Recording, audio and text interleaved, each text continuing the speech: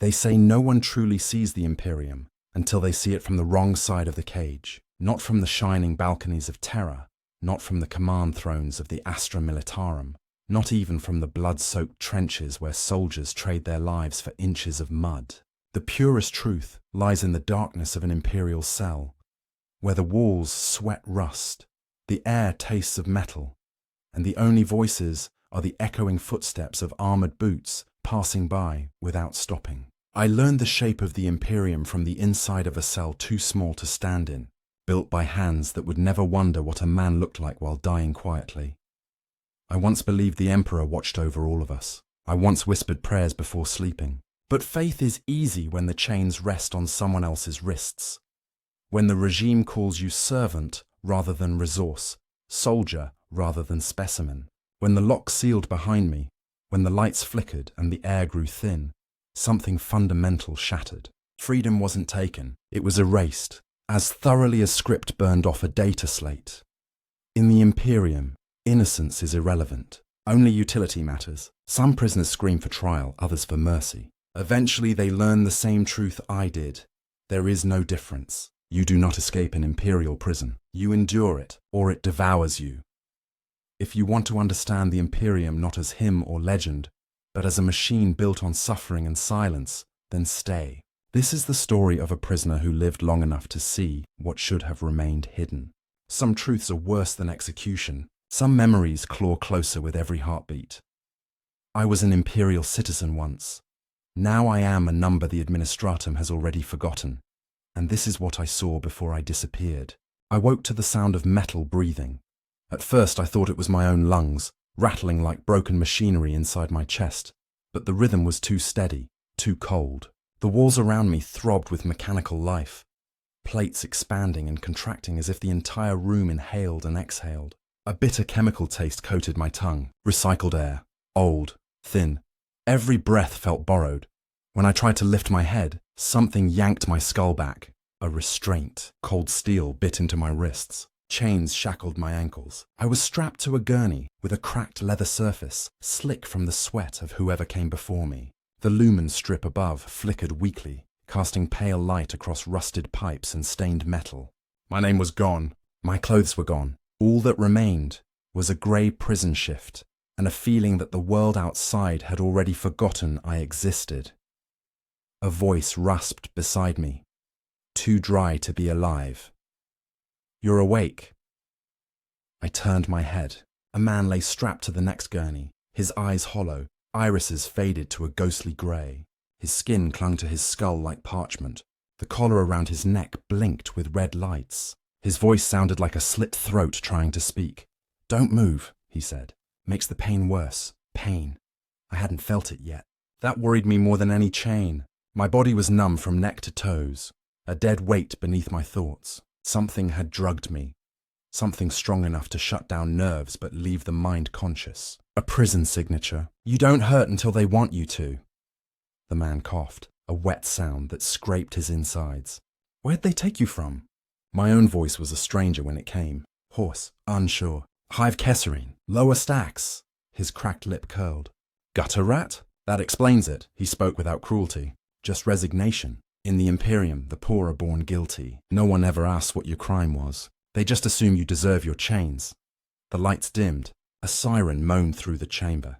Metal clanged against metal as hatches sealed. Somewhere far below, engines ignited with thunder that vibrated up through my bones. The man stopped breathing and stared at the ceiling. "We're moving," he whispered. "Throne, help us. They're taking us off-world." The words dripped into the room like poison. My throat tightened around a question I didn't want to ask. "How do you know?" He didn't answer with words. He just nodded toward the room around us. Now that I listened, I heard it too. The groan of a ship's hull pressurizing, the hiss of oxygen cycling, the thrum of massive reactor cores waking from slumber. We were no longer inside a holding pen on some hive's underbelly. We were in space already, sealed inside a prison transport freighter built to disappear. A shadow passed across the lumen strip. A servo skull drifted overhead, bone bleached, Vox grill crackling with binharic static as it scanned our faces. After a long second, it floated toward the far end of the chamber and vanished behind a sealed bulkhead. One by one, The lumen strips flickered to full brightness. The chains tightened automatically, binding us flat. A hydraulic hiss filled the air, followed by the low rumble of grav engines stabilizing the ship. Metal clanged as boots marched toward the chamber. Heavy, measured, mechanical. The door slid open with a screech. 3 guards entered, Adeptus Arbites in black carapace armor, visors blank, shock mauls hanging from their belts. Their presence sucked the remaining air out of the room. Behind them came a figure dressed in a stained white smock, the Medici. His eyes swept across us like we were cattle being graded for slaughter. "Prisoner intake cycle commencing," the Medici said, his voice taut and bored. "Vital signs will be logged, sedation levels recalibrated. Any resistance will result in corrective termination." He meant it. Every word. Servitors wheeled forward on rusted treads, syringes jutting from mechanical arms. They stopped beside each gurney, metal pincers gripping wrists and necks. The man beside me flinched. "They'll take blood," he whispered. "Check if you're fit enough to work. If you aren't, they recycle you." "Recycle?" His voice dropped to a breath. "Offload your corpse for protein vats. Nothing wasted on a prison world." The servitor's needle punched into my arm. Cold liquid rushed into my veins. The world swayed but did not fade. They wanted us awake enough to think, but weak enough to break. The Medici checked a data slate, tapping each prison number as if selecting tools. 349 prisoners, 261 labor candidates, 48 penitents marked for induction to special extraction. The remainder will be processed. The guards began unshackling those marked for labor. Others were wheeled into side chambers, places where no prisoner returned. The man next to me clenched his fists, praying without sound. His collar blinked faster. The servitor injected him again. Then his body went still. Dead. The Medici recorded the death with a stylus, indifferent, as though marking a checklist. 70% survival rate upon intake. Satisfactory. His body was removed. No ceremony, no words, just a number scratched off a ledger. I was unshackled and hauled to my feet, legs trembling under my own weight. A guard shoved a rusted rebreather mask over my mouth. I tried to breathe through it. The air tasted of chemicals and metal shavings. The Arbites pushed us toward the exit hatch. The prison transport's corridors were narrow and corroded, lined with coolant pipes that dripped oily residue onto our heads. Chains clinked. Prisoners shuffled, coughing. Some wept. Others stared blankly ahead. Souls hollowed out long before capture. No one spoke loudly. Hope had no voice here. As we marched, a small viewport flashed past on the wall. I caught a glimpse of stars. Distant. Cold. A smear of cosmic dust glowed faintly against the void. Somewhere out there was a sun I would never see again. The void swallowed such thoughts without mercy. The line stopped at an airlock. A warning sigil blinked red. An Arbites officer raised a vox. "All prisoners prepare for surface descent. Oxygen rations minimal. Keep masks sealed. Non-compliance results in execution," a klaxon screamed. The deck plates shook. Grav thrusters fired in controlled bursts. We were descending. A prisoner 2 rows ahead of me began to hyperventilate. He tugged against his chain, gasping like a drowning man. The Arbites didn't speak, didn't warn. One raised his maul and struck. The prisoner collapsed with a cracked skull twitching. The chain dragged his limp body along as we moved. Just another weight. Just another number. The airlock doors opened. A blast of ash-filled wind punched into the corridor, carrying the stench of burned oil and iron. My eyes watered behind the mask. Outside the airlock, the world was a graveyard. We stepped out into a storm of grit and smoke. The prison ship loomed overhead, a black coffin of steel and rivets. Its engines glowed like hungry furnaces. The sky was a choke of grey clouds bleeding rust-coloured lightning. No sun, no stars, just poisoned daylight. The ground beneath us was broken, ferrocrete cracked by centuries of neglect. Towers of twisted manufacturum scaffolding stretched into the haze, jagged silhouettes against a dead horizon. A barbed wire fence encircled the landing zone, studded with rusted skulls. Servo turrets tracked us, their barrels dripping promethium residue. A massive gate groaned open at the edge of the landing zone. Beyond it lay a fortress of stone and steel, impossibly tall walls, watchtowers crowned with searchlights, banners of the administratum snapping in the toxic wind. This was not a prison. This was a wound carved into the world, And we were its infection. The Arbites marched us through the gate. Tech priests in grease-stained robes waited with Auspex scanners, their mechanical eyes whirring. Each prisoner was scanned, measured, catalogued. We were stripped of masks and herded into a processing hall the size of a cathedral. Inside, the air was hotter, thick with sweat and the reek of human bodies packed too close. Chains hung from the ceiling. Floodlights burned white scars across our vision.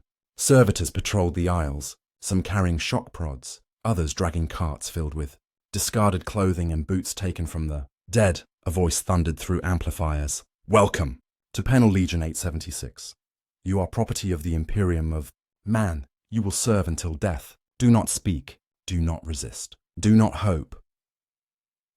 We stood in silent lines as clerks in red robes branded symbols onto our uniforms. Codes that determined where we would work, how long we would be allowed to live, and how easily they could erase us. A gaunt clerk stepped toward me. His eyes were mechanical, his flesh stitched with copper wire. He pressed a heated brand into my shoulder. My body jerked, but I made no sound. Pain was proof I was still human. I clung to it. Designation, he said. Prisoner 3178 Delta. I waited for him to say my name. He didn't.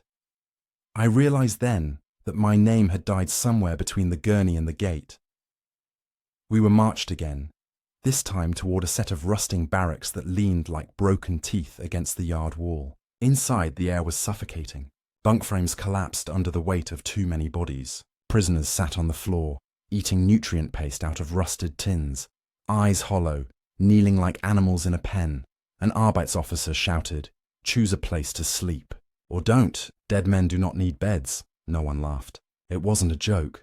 I found an empty corner, if a patch of cracked floor counted as one. The rebreather mask left bruises on my skin. My limbs shook with exhaustion and adrenaline. But I did not close my eyes. If I slept, I would dream. If I dreamed, I might remember. I didn't want to remember. Someone sat down beside me. A woman, thin as wire, her hair shaved close. An Imperial Aquila burned into her arm, scarred over and twisted. "They always stare at the new ones," she said quietly. "Seeing how long before you break." I glanced around. She was right. Dozens of eyes watched us from bunks and shadows. "Not hungry, just dead inside. What is this place?" I asked. "Tartus Prime," she said. "Used to be a mining colony. Something went wrong. Something the administratum never explained. They turned it into a prison instead." "Why?" She looked at me and smiled the kind of smile that has nothing to do with joy. "Because it's easier to bury people on a world no one visits." Lightning cracked outside. The walls shook. The hum of the prison grid pulsed through the metal floor like a heartbeat. She leaned closer. "Tell me something," she whispered. "Do you remember your crime?" The question clawed up my spine like a cold finger. I opened my mouth. Nothing came out. She nodded slowly. "No one remembers when they get here. That's how you know it's a lie." Her words hit with more weight than any chain. A lie. I tried to remember. Tried to picture the moment of arrest, the accusation, the sentence. But my memories were fog. Faces without names. Places without meaning. A blank space where truth should be. "What did you do?" I asked. "Something important," she said. "Or maybe nothing. It doesn't matter to them. Only that we stay here. Work. Die." She stood and turned toward the rusted bunks. "Sleep if you can. 3178 Delta. Morning shift starts when the sirens scream. And they always scream." She left me alone in the dark. Hours passed. The storm outside howled. Prisoners mumbled in fevered sleep. Somewhere far in the corridors, a man screamed, not in terror, just in despair. No guard came for him. No one cared. I sat against the wall, staring at the cracked ferrocrete, shaking with silent rage. I was a prisoner of the Imperium of man, not because of guilt, not because of justice, but because I was forgotten. And in that silence, something inside me changed. Not hope, not hate, a promise. If the Imperium wanted me erased, it would claw at the universe to stop me from remembering why. So I would remember, even if it killed me. Morning did not come with sunlight. There was no sun here, only a dull grey wash that seeped through the barracks windows, thick with ash and metallic dust. When the sirens howled, Every prisoner jolted awake as if the sound were wired into their bones. It vibrated the bunks, rattled the walls, and made my teeth ache. The moment the noise ended, the steel doors of the barracks slammed open. 2 Arbites stormed in, shock mauls crackling blue in their hands. Their visors reflected nothing, as if you could scream in their faces and they'd never see you. One of them barked orders, each syllable scraped clean of humanity. Every prisoner rose, silent, obedient, lining up before being herded toward the yard. As we stepped outside, I felt the air scrape through my throat like sand. Toxic winds whipped across the courtyard, painting our faces in a layer of black dust that tasted of rust. The sky was a smear of storm clouds swirling above a fractured horizon. Towering manufacturing skeletons loomed in the distance, old industrial giants long since gutted and abandoned, skeletal frames twisted like broken bones. Conveyor lines dangled uselessly from their rusted heights, swaying in the ash-laden wind, as if the world itself still remembered motion it could no longer sustain. Prisoners moved in lines that never crossed, never faltered, guided by barked instruction and the threat of death. No one spoke above a whisper. Conversation here was not forbidden by rule. It was strangled by fear. Those who survived longest were those who understood how to be invisible. We passed through a sorting yard, where administratum clerks stood atop raised platforms, stamping data slates and directing prisoners to different work crews. One clerk lifted his head as I approached. His eyes were augmetic lenses that glowed faintly red, clicking with internal gears as they focused. He studied the brand on my shoulder, tapped something into his slate, and pointed wordlessly toward a group of miners already being fitted with respirator helmets and hazard suits. I was shoved toward them and nearly stumbled as the ground beneath my feet shifted from cracked stone to uneven metal plating. The woman from the night before was already there. Her expression was hollow but alert, as if some stubborn part of her refused to die quietly. She handed me a cracked respirator mask. It was old, filters clogged, straps frayed, but it was all that kept the ash from choking us. When I tried to speak, she only pressed the mask into my hands and nodded toward the gate. Words were dangerous here. Some walls had ears, others had guns. The gate screeched open and a squad of Arbites marched us out of the courtyard. Beyond the walls lay the surface of Tartarus Prime, a world broken by centuries of industry and abandonment. The ground was a patchwork of collapsed hab blocks, cratered ruins, and slag heaps that steamed in the grey light. Every step sent up plumes of dust that clung to our skin like oil. Poisoned rivers cut through the wasteland in sluggish, glowing streams, their waters thick with chemical runoff that ate through metal and bone alike. A single misstep meant death. The mines were an open wound carved into the side of a ravaged mountain. Chains of prisoners marched down rusted ramps into the darkness, guided by lumen strips that flickered like dying candles. Servitors hauled carts of ore, their bodies half fused to metal tracks, dragging their loads with mindless obedience. The air smelled of sulfur, old blood, and machine grease. Somewhere deep below, machinery clanged and shook like a beating heart. Once inside the mine tunnels, silence became absolute. It wasn't simple fear anymore. It was the weight of the stone pressing in on us, the sense that the mountain wanted to collapse and bury us forever. The Arbites paced behind us, shock mauls buzzing. Occasionally, one would strike a prisoner who slowed, leaving the smell of burned flesh floating in the stale air. We reached a cavern where drill rigs shook the earth. Massive pistons hammered into stone walls, spewing shards of ore and dust with each impact. Prisoners manned conveyor belts and ore sorters, skin and clothes coated in grime. I was handed a metal pick and shoved into a line of workers chipping at a deposit of black stone that glowed faintly in the darkness. The heat was suffocating, leaking from cracks in the earth like something angry and alive. Each swing of the pick sent pain shooting up my arm and through my numb bones. But if I stopped, the Arbites would see. Hours bled together. Sweat burned my eyes. Dust choked my lungs. Prisoners collapsed, only to be dragged out by servitors or left to be trampled underfoot. Above the noise of drill rigs, I heard the faintest tremor, something that sounded like a scream muffled by stone. When I turned, I saw a prisoner staring at a tunnel entrance shrouded in darkness. His face had gone pale beneath the grime. He dropped his pick and backed away. Before he could run, a guard seized him, slammed him against the wall, and jammed a shock maul into his ribs. His body convulsed, then fell limp. The guard didn't carry him away. He just stepped over the corpse and kept walking, A servitor arrived minutes later, lifted the body with steel clamps and carried it deeper into the tunnels. We weren't mining ore, we were mining graves. By the time the shift whistle screamed, my muscles were shaking and my hands were blistered and bloody. We were marched back to the surface in silence, leaving only dust and dead behind.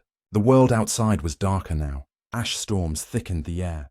Lightning flickered between the clouds, illuminating the manufactorum ruins like haunted silhouettes. The wind howled with the voices of the damned. Back in the yard, prisoners lined up to receive nutrient paste from rusted dispensers. The paste was grey, flavourless, barely food. The woman stood beside me again. Her eyes scanned the guards, then the towers, then the shadows. "You saw it," she whispered through her mask. "The bodies they take below." I nodded. "They bury nothing here," she said. "They use everything." She swallowed the paste with a grimace. "Some say there's a place beneath the mines," she continued quietly. "A complex sealed before the prison was built. They say it was used for something else a long time ago. Experiments, psychotesting, civilian cleansing, rumours, I thought. But here, rumours were more believable than silence. If that's true," I said, keeping my voice low, "why not seal it? Why use this world at all?"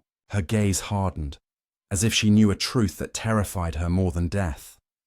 "Because if something is already cursed," she whispered, "the Imperium prefers to fill it with those who are already damned." Night in Tartarus Prime was colder than metal. The barracks' walls hummed with the prison's power grid, the sound vibrating through bone and skull. I slept in broken fragments, waking every time a prisoner shifted or coughed. Somewhere close, someone cried themselves hoarse until their voice died. No guard came. Despair wasn't a crime here. It was inventory. By the third day, the routine was carved into my muscles. Wake with sirens, march to the mines, choke on dust, swing the pick until blood soaked through my gloves. March back, eat paste, sleep. Time lost meaning. The body remembered pain before the mind remembered names. On the fifth day, a man in our team collapsed with a guttural groan. He clutched his chest, gasping for breath, eyes bulging. The Arbites didn't move. He fell onto the metal floor, convulsing, foam leaking from his mouth. When the last twitch left his limbs, a servitor appeared to collect him. His body swung limply from the servo clamps as it was dragged into the darkness. The woman watched with deadened eyes. "They won't waste a bullet on us," she murmured. "Not when starvation, exhaustion, or poison can do the job for free." On the 10th day, I finally spoke more than a whisper. "What's your name?" She gave a quiet, bitter laugh. It used to be Callan. I was a medic's apprentice on hive vesicant. They dragged me here when we reported a noble family for hoarding water rations. The Arbites called it sedition. The noble paid for the arrest order. End of story. My fists clenched. My nails dug crescent moons into my palms. "How long have you been here?" "I don't count days anymore," she said. "Only bodies." Something in her voice cracked. Just for a second, but I heard it, a sound like a bone snapping under too much pressure. That night, as we returned to the barracks, I noticed prisoners whispering in tight clusters. Their eyes darted toward the fences, the towers, the shadows that crept across the yard. Something was wrong. The air was too heavy. The guards were too alert. Callan pulled me aside, her grip fierce. "Listen, if the sirens don't wake us tomorrow, don't move. Don't speak. Don't breathe." "Why?" "Because sometimes the prison doesn't want the day shift. Sometimes it wants a harvest." I didn't understand until darkness swallowed us. The lights in the barracks flickered, then died. Someone gasped. Someone else whispered a prayer. The silence after that whisper stretched long enough to feel like a noose tightening around every throat. Then came the sound of boots. Heavy, synchronized, marching in perfect rhythm. Not Arbites. Deeper, harder, less human. The door slammed open. 5 figures stepped inside. They wore armor thicker than any Arbite's carapace. Shoulders engraved with the sigils of the magistratum. Their helmets were angular, their eye lenses glowing faint red through the dark. Shock mauls hung at their sides, but most carried suppression rifles that hissed with power. Every prisoner in the room froze. One raised his rifle, fired.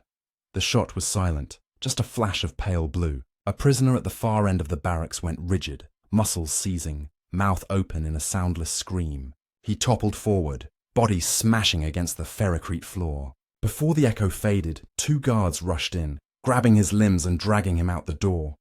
Panic erupted. Prisoners stumbled over each other, searching for escape that didn't exist. Some climbed bunks, others hid under them. A few ran toward the windows, only to be gunned down or beaten unconscious. I pressed against the wall, heart hammering, lungs struggling for breath.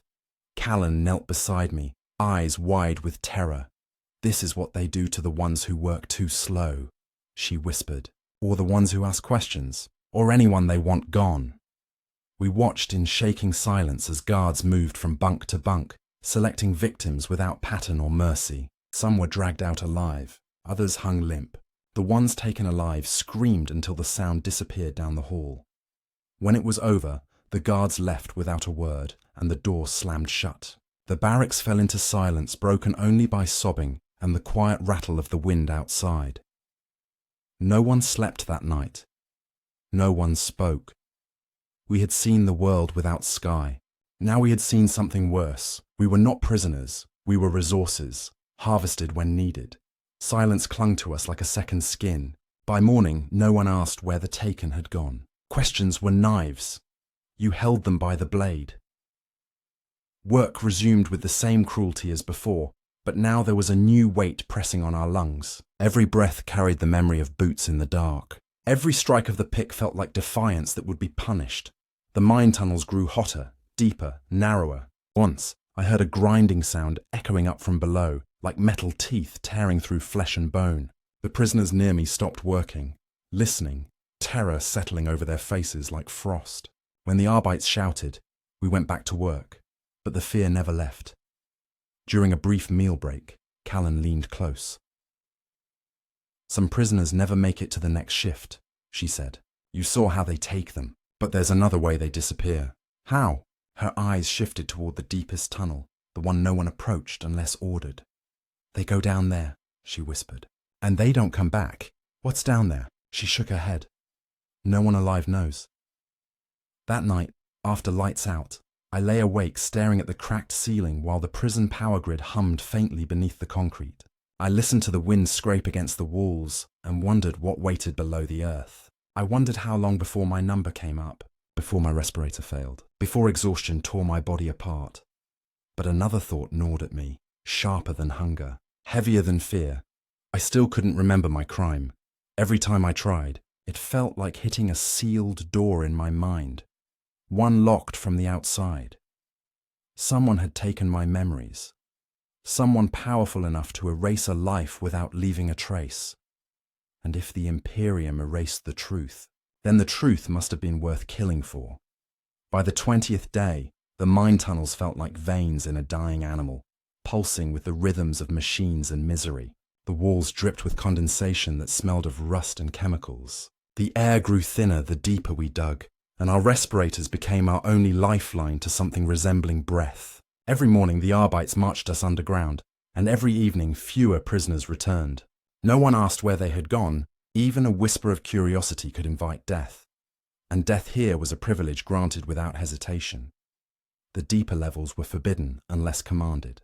The tunnel mouths were sealed with rusted gates, guarded by servitors armed with shock lances welded into their metal arms. Their eyes glowed dead blue in the dark, their faces expressionless masks of stretched skin and implant ports. Prisoners who stared too long were shoved aside by guards who did not bother with spoken threat. Violence was language enough. On the 21st night, the barracks shook with distant thunder. For a heartbeat, hope sparked in the prisoners. Not hope of salvation, only the faint dream of a storm powerful enough to tear down the fences, collapse the towers, bury this nightmare under mountains of ash. But the lightning never came. The sky remained a muted bruise. The rumbling was not in the clouds. It came from below. Callan sat across from me in the dim barracks light, her knees pulled to her chest, eyes fixed on the floor. The other prisoners were silent, their gazes empty and unfocused. We no longer looked like people. We were shapes made of hunger and exhaustion, held together only by habit. "Something's changing," Callan whispered, so quietly that her lips barely moved. "How do you know?"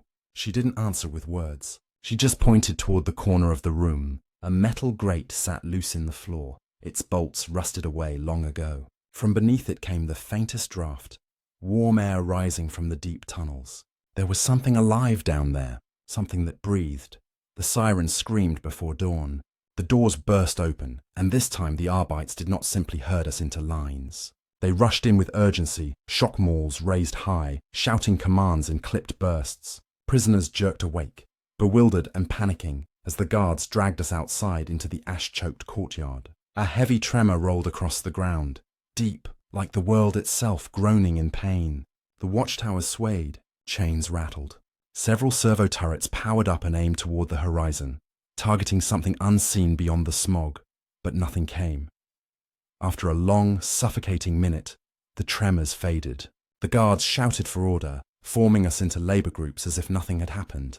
But their movements were too stiff, too nervous. Even Arbits felt fear here, though they hid it behind armor and protocol.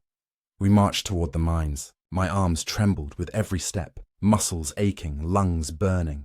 The deeper tunnels awaited us. The deeper tunnels always awaited us. When we reached the cavern, a gate that was normally sealed stood open. The servitor guards were gone. The Arbits formed a perimeter, their weapons drawn and ready. Something had breached protocol, something they did not want us to see. But they forced us forward anyway. The descent into that forbidden tunnel felt like falling into the throat of the planet. The walls grew smoother, carved by machines older than any living memory. The lumen strips flickered, dim and unreliable, casting jagged shadows that crawled across the stone. My breathing grew shallow beneath the mask. The air tasted different down here. Metallic, electric, almost alive. Callan walked beside me, her voice a trembling thread in the darkness. They've opened the sealed levels. That means they're desperate. Something's wrong with the upper mines. Structural failure, contamination, who knows? I did not answer. My attention was locked on the sound ahead. A low hum echoed through the stone, mechanical yet strangely organic. With each step, the temperature rose. Sweat soaked my prison shift. The pick in my hand felt heavier than steel should. At the bottom of the ramp, the tunnel widened into a chamber bathed in sickly green light. Strange machines lined the walls. Great steel frames with restraints and cables dangling like veins. In the center stood an extraction rig, its claws and syringes poised like the limbs of an insect waiting to feed. Prisoners were corralled into lines. One by one they were strapped into the machines. Needles pierced their skulls. Tubes siphoned fluid from their spines. Some screamed. Some convulsed. Some went limp in seconds. Their minds drained like water from a cracked cup. The Medici recorded readings on a data slate, expressionless, as if harvesting minds was no different from harvesting grain. My stomach curled. I looked away, bile burning my throat. What are they doing? I asked, voice trembling. Callan swallowed hard. Memory extraction. Confession harvesting. They pull secrets out of prisoners' heads, real or imagined. Then they erase whatever remains. Why? She met my gaze, her eyes haunted. Because Imperial justice doesn't require truth. It only requires obedience. The Arbites pushed us closer. I could hear the wet mechanical hiss of the needles withdrawing from the skull of a man who had stopped breathing. His body slumped forward, eyes rolled white. A servitor unclamped him and dragged the corpse aside. More prisoners stepped into the restraints without protest. Terror had broken them long ago. Callan whispered, "If they take you down here, you don't come back." My heart hammered. The guards were selecting prisoners at random. No pattern, no reason. A hand seized my shoulder. For an instant, ice flooded my veins. Not me. They dragged the man beside me instead. He screamed as they forced him into the chair. They strapped his head, his arms, his legs. The machine hummed. The needles plunged. His scream shattered into a gurgle. Callan grabbed my arm, her nails digging into my skin. "We have to run." The words were madness. There was nowhere to run. There was no outside. But her eyes were wild, desperate, alive in a way I had not seen since the first day. She leaned close, breathing fast. "There's a shaft behind the machines, a ventilation tunnel, servitor maintenance. I saw them drag bodies through it." "How do you know it goes anywhere?" "I don't, but staying here means the same end." Another tremor shook the chamber. The machines rattled. Dust showered from the ceiling. The Arbites looked around, uneasy. It was enough. Callan slipped between two machines. I followed, keeping low. Prisoners were screaming. Guards were shouting. The extraction rig whined like a dying beast. We reached the back wall, where a rusted grate hung open. The tunnel beyond was narrow and dark, barely wide enough to crawl through. Callan slipped inside. I followed. The grate slammed shut behind us as the tunnel shifted, sealing us into darkness. The air was hot and stale. The stones scraped my elbows and knees as we crawled forward. The only sound was our ragged breathing. For a moment I thought the tunnel was endless. Then faint light glimmered ahead, not the harsh white of lumen strips, something softer, warmer. We emerged into a cavern deeper than any I'd seen. No machines, no guards, just silence. The walls glowed faintly with bioluminescent moss, casting a dim emerald radiance over the stone. Pools of stagnant water dotted the floor, reflecting the green light like broken mirrors. Callan stood, wiping blood from her scraped hands. This isn't a mine, she was right. The chamber was too smooth, too symmetrical. It felt like a place built with purpose, not carved by accident. At the far end, a set of rusted blast doors loomed, half collapsed. Something ancient slept behind them. We approached the doors slowly. The air grew colder. My breath fogged in front of me. Callan brushed aside debris and exposed a sigil carved into the metal. An icon of the Aquila, but twisted. One wing cracked, the other broken. "This is older than the prison," she murmured. "Centuries older." A noise echoed through the chamber, not a tremor this time. Footsteps. Callan spun toward the shadows. A shape moved in the green glow, thin, limping, masked in darkness. A prisoner, his uniform tattered, his eyes hollow. He staggered toward us, gasping for breath. "You shouldn't be here," he rasped. Callan stepped back. "You're from Sector 4. We haven't seen anyone from that crew in days." He laughed, a broken wheezing sound. "Days, weeks, time doesn't exist down here." "What's behind the doors?" I asked. He lifted a trembling hand. History, secrets, the truth they buried under rock and bone. Another tremor shook the cavern. Dust drifted from the ceiling. The prisoner's knees buckled. He fell, coughing blood. Before Callan could reach him, his body convulsed. His eyes rolled back. He let out one final breath and was still. Silence pressed in on us. Callan's voice trembled. "We can't stay." She grabbed my arm. Together we turned back toward the tunnel. But as we reached it, a blast of cold air rushed out of the darkness beyond the doors, carrying with it a sound that did not belong in any mine. A whisper. Not in words, but in sensation, a feeling of being watched. Callan shivered. "Keep moving." We crawled back into the maintenance shaft, hands and knees raw, hearts pounding. When we finally emerged behind the extraction chamber, chaos had erupted. Prisoners rioted, tearing free of restraints. A guard lay dead, throat crushed. Smoke choked the air. Sirens wailed. We joined the stampede. Prisoners ran in all directions, shoving, scrambling, clawing for escape that did not exist. The Arbites fired shock rounds into the crowd. Bodies fell. Screams echoed. Callan seized my hand. "This way!" We sprinted down a side passage as alarms blared. The floor trembled beneath us. Pipes burst overhead, spraying scalding steam. Somewhere behind, a massive explosion tore through the extraction chamber, lighting the tunnel with a burst of orange fire. We stumbled through a rusted door and slammed it behind us. The passage beyond was narrow and dark, lit only by a single lumen strip flickering like a dying heartbeat. Footsteps thundered past on the other side of the door, but no one opened it. Callan pressed her forehead against the cold metal, breathing hard. "If they catch us, they'll drag us below. We have to disappear." "Disappear where?" She pointed upward. A ladder bolted into the wall led toward a hatch. We climbed. My muscles screamed with every rung. The hatch groaned open, and we pulled ourselves into another tunnel. This one lined with rusted pipes and dripping coolant lines. It smelled of mold and burnt oil, but it was empty. As we walked, the tunnel widened. The air grew fresher, carrying hints of open space. A minute later, we reached another grate. Beyond it lay the surface, the wasteland of Tartarus Prime, stretching beneath a bruised sky. Callan looked at me, fear and determination tangled in her gaze. "We can run. Maybe there's a settlement, a crashed transport, something." The idea was suicide. The wasteland was poisoned. Storms would tear us apart. The Arbites would hunt us. But below meant certain death. I helped her pry the grate loose. Cold wind blasted our faces. The sky churned with ash and lightning. The ground beyond was a skeleton of metal and rubble. We crawled out into the storm. For a heartbeat, I tasted freedom, bitter, toxic, fragile. We took 3 steps, then that freedom shattered. Spotlights snapped on. Sirens screamed across the yard. Searchlights from the walls cut through the ash, locking onto our bodies. Loudspeakers thundered. Escape attempt detected. Lethal force authorized. The gates opened. Arbits poured out. Shock malls crackling. Rifles humming. Callan grabbed my hand. Run. We ran. The storm swallowed us, but the ones who vanish are never gone for long. Not here.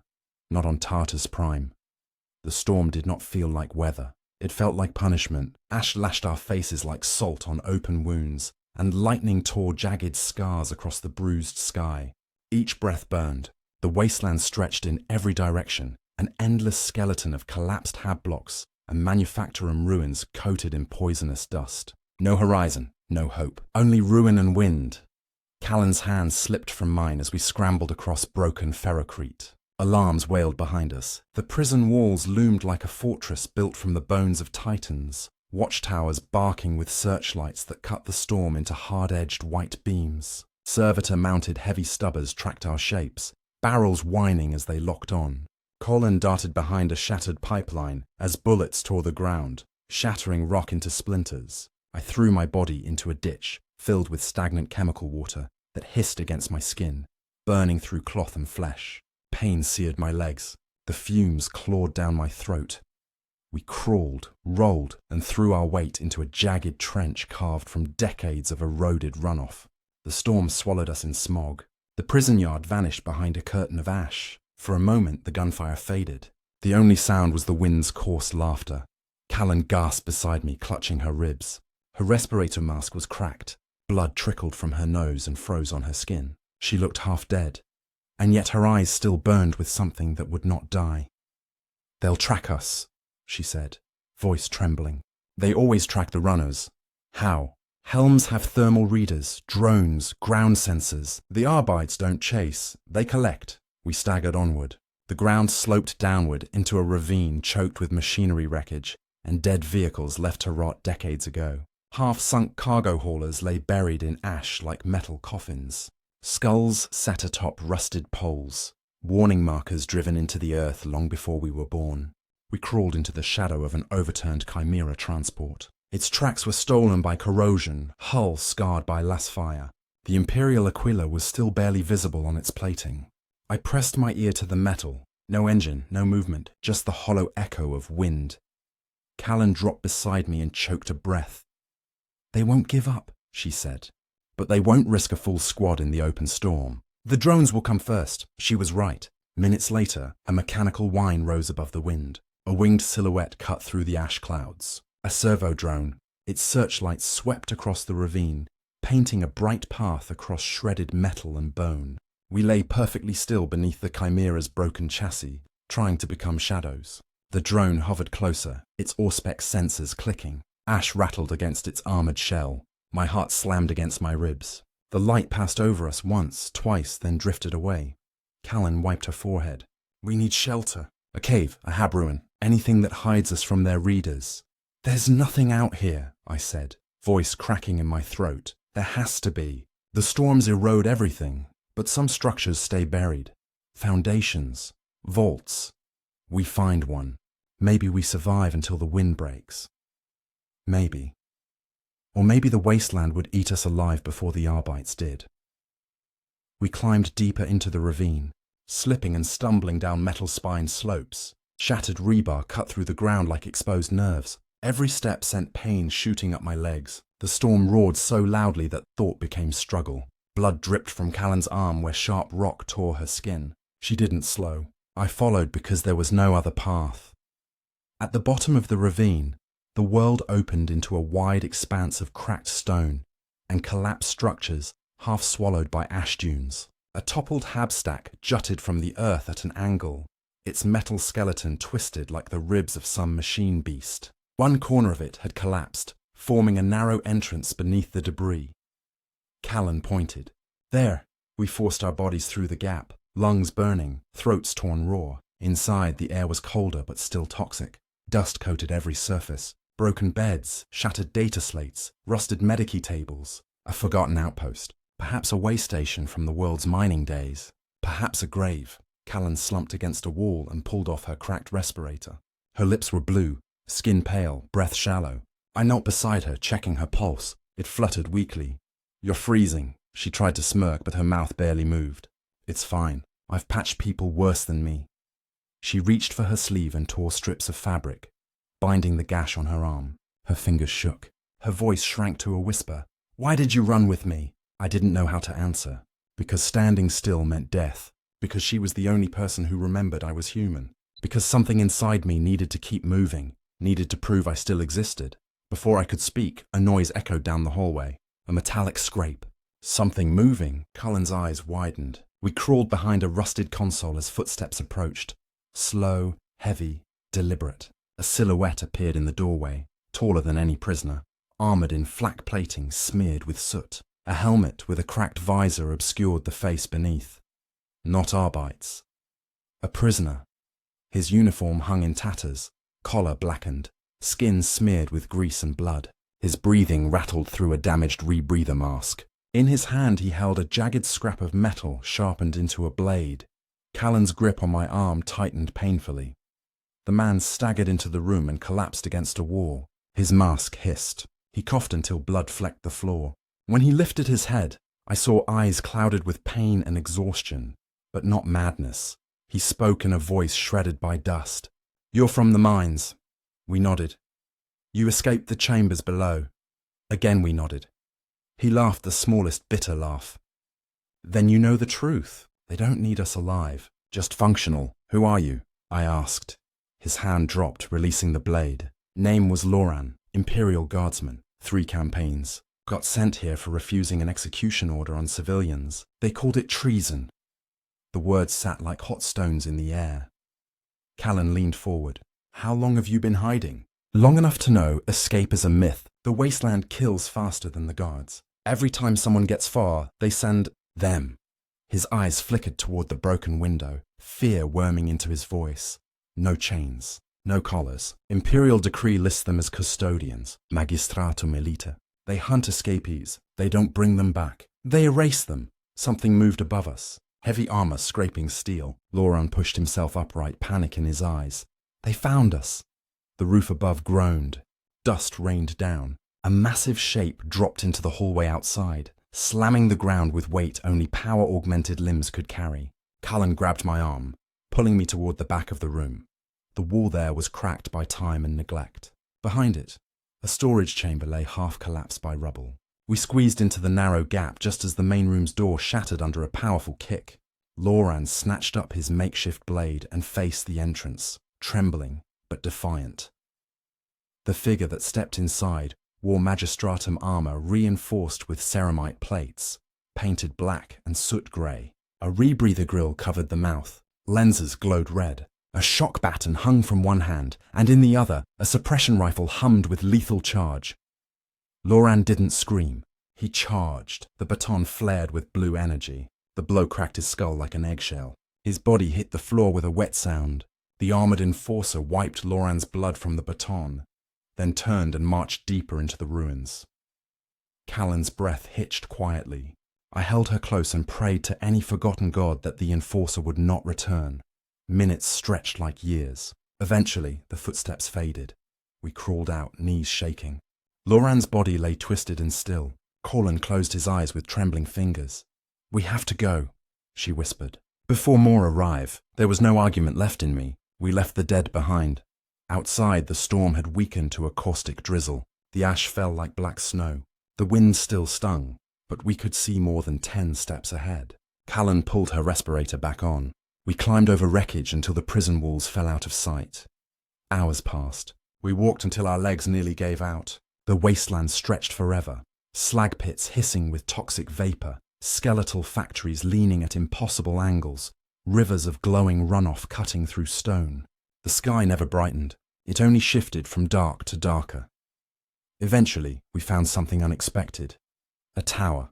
Not tall, not grand, just a rusted Vox antenna crouched on the edge of a collapsed mining settlement. Its base was swallowed by rubble, but its upper platform still stood. A maintenance shack rested in its shadow, half caved but not destroyed.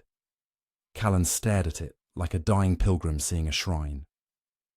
"If we can get the tower online," she breathed, "we can broadcast a distress signal, maybe an Imperial patrol, maybe a rogue trader. Someone might hear. Would they rescue us?" I asked, voice hollow. Her answer came after a long silence. "Maybe they'd kill us quickly. That's better than being taken back." The shack's door hung by one hinge. We slipped inside. The air smelled of damp metal and stale oil. A broken generator lay against one wall. Tools scattered the floor. Old ration wrappers and dusty crates suggested someone had lived here once, long ago. Callan found a dusty medkit and tore it open, cleaning her wounds with shaking hands. I scavenged tools and dragged the generator upright. When I checked its fuel line, I found something remarkable. Promethium residue. Enough to restart it. Enough to power the tower for a few minutes. Callan knelt beside the broken Vox console, prying loose panels and reconnecting frayed wires. Her hands, though trembling, still worked with medical precision. Sparks spat. The machine coughed. Then, barely audible, the Vox emitter crackled with static. She whispered, "Almost there." A sudden burst of feedback shrieked from the console. We flinched. The storm outside howled harder, rattling the shack. The Vox antenna above us hummed like waking thunder.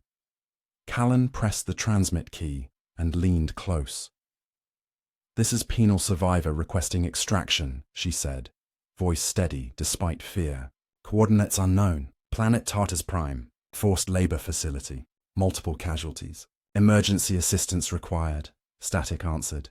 She repeated the call. Again, again. Each time more desperate. Each time more broken. The Vox hissed and popped with interference. Then, on the fourth transmission, something changed. A voice. Faint. Distant. Warped by static. Signal received. Tartarus Prime. Impossible. Facility decommissioned. Callan froze. Her eyes widened. "They hear us," she whispered. The voice returned, clearer. "Remain at location. Dispatching retrieval unit. Status unknown. Hold position." She stared at me, breathing hard. Hope flickered across her face for the first time since the mines. "They're coming." Thrown. "They're actually coming." For a moment the world grew lighter. The storm seemed to thin. Even the ash felt softer on my tongue. We had a chance. Slim. Fragile. But real. Then the generator sputtered. And died. The Vox went silent.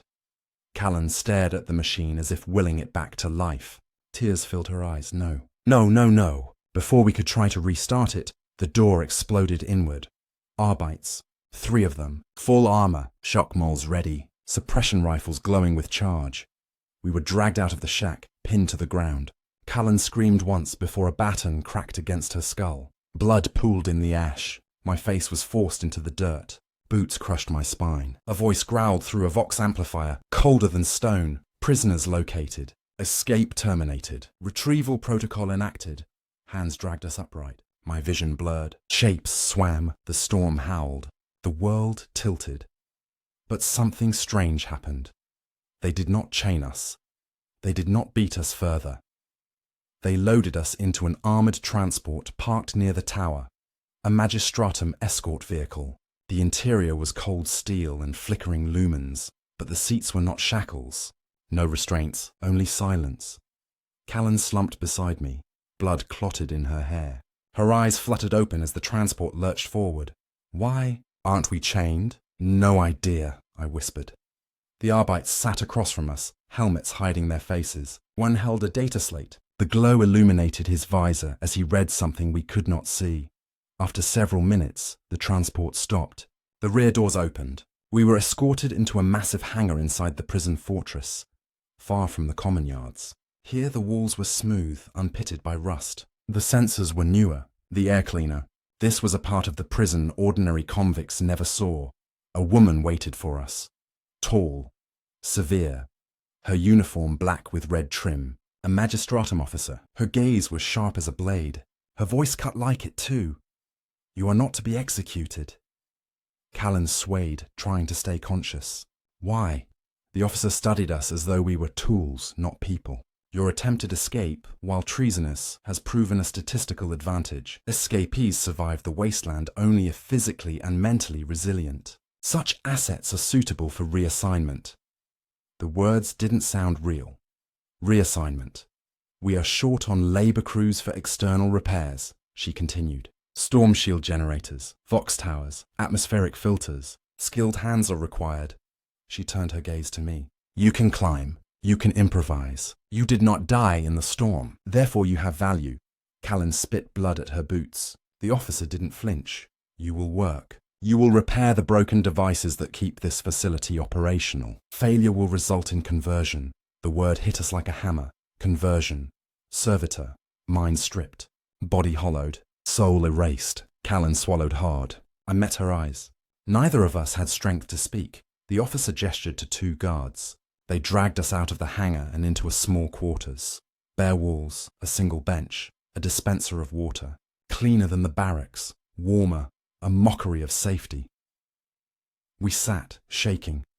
Callan whispered, "They're turning us into servants. Not prisoners. Tools. Tools without chains." She exhaled, breath catching. "I'd rather have chains."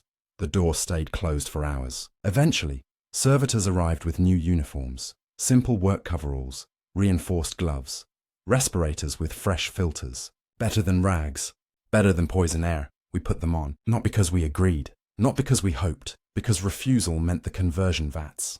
When the door opened again, a guard ordered us to follow.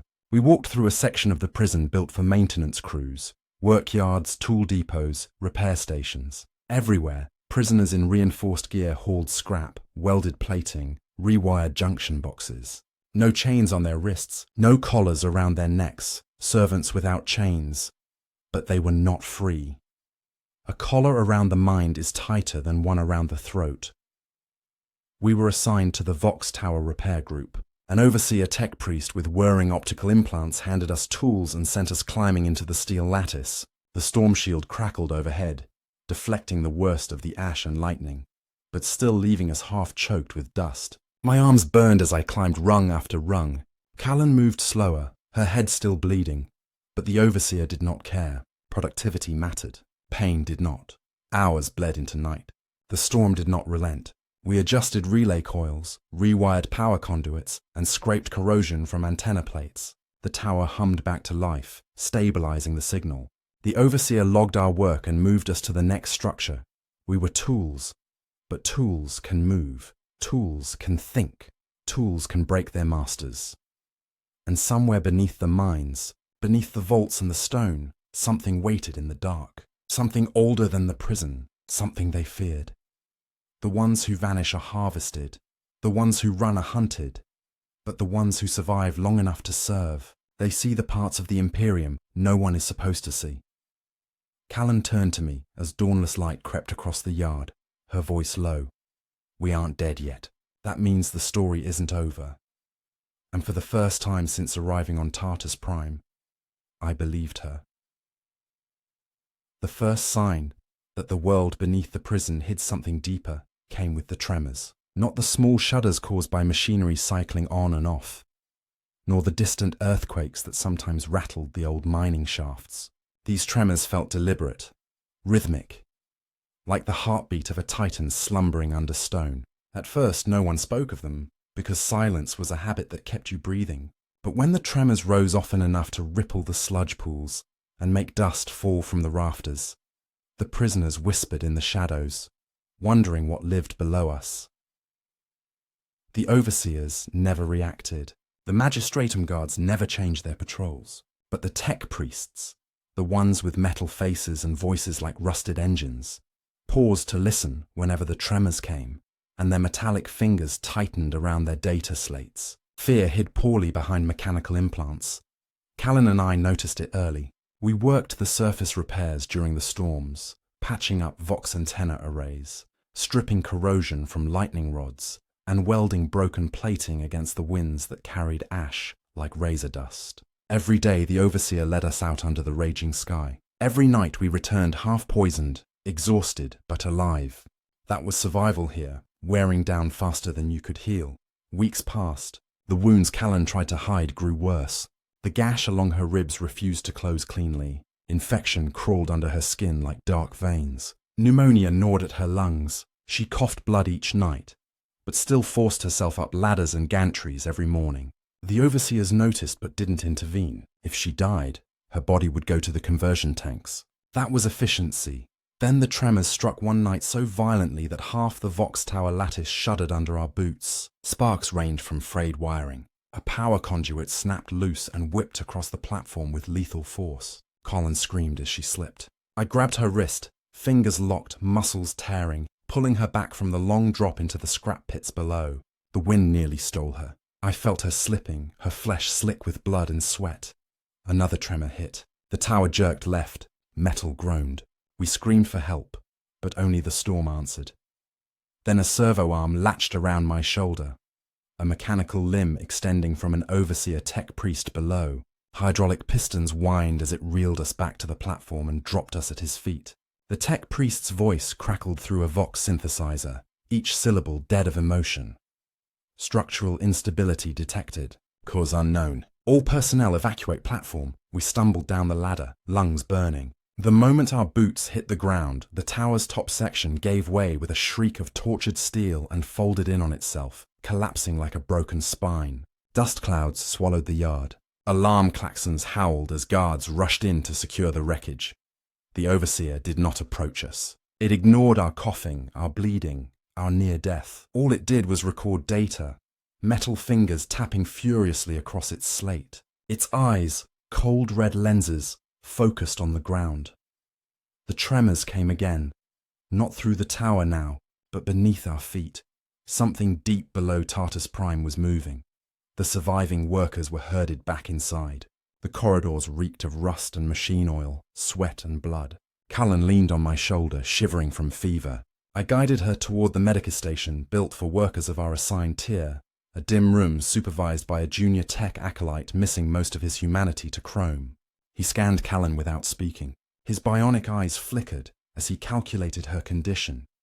She requires stabilization, he finally said. Flesh will fail in 3.6 cycles without intervention. Help her, I demanded, voice raw.